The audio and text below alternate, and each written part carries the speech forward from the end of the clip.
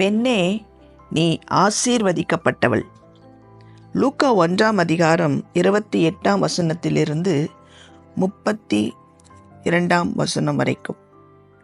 அவள் இருந்த வீட்டில் தேவதூதன் பிரவேசித்து, கிருபை பெற்றவளே வாழ்க, கர்த்தர் உன்னுடனே இருக்கிறார், ஸ்திரீகளுக்குள்ளே ஆசீர்வதிக்கப்பட்டவள் என்றான். அவளோ அவனைக் கண்டு அவன் வார்த்தையினால் கலங்கி இந்த வாழ்த்துதல் எப்படிப்பட்டதோ என்று சிந்தித்து கொண்டிருந்தாள். தேவதூதன் அவளை நோக்கி, மரியாளே, பயப்படாதே, நீ தேவனிடத்தில் கிருபை பெற்றாய். இதோ, நீ கர்ப்பவதியாகி ஒரு குமாரனை பெறுவாய். அவருக்கு இயேசு என்று பெயரிடுவாயாக. அவர் பெரியவராயிருப்பார், உன்னதமானவருடைய குமாரன் எனப்படுவார்.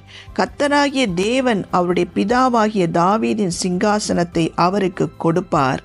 அவர் யாக்கோபின் குடும்பத்தாரை என்றென்றைக்கும் அரசாளுவார். அவருடைய ராஜ்யத்துக்கு முடிவிராது என்றான்.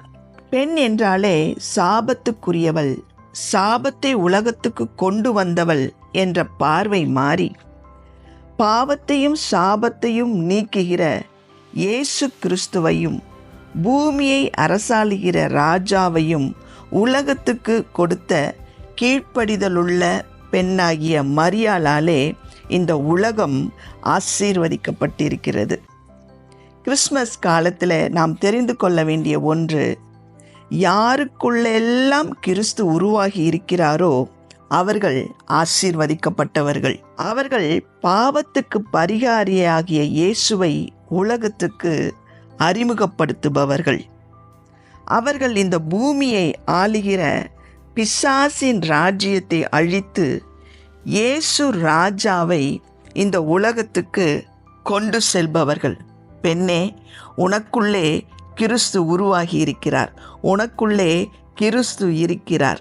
நீ இந்த உலகத்துக்கு கிறிஸ்துவை காண்பிக்க வேண்டியவள்.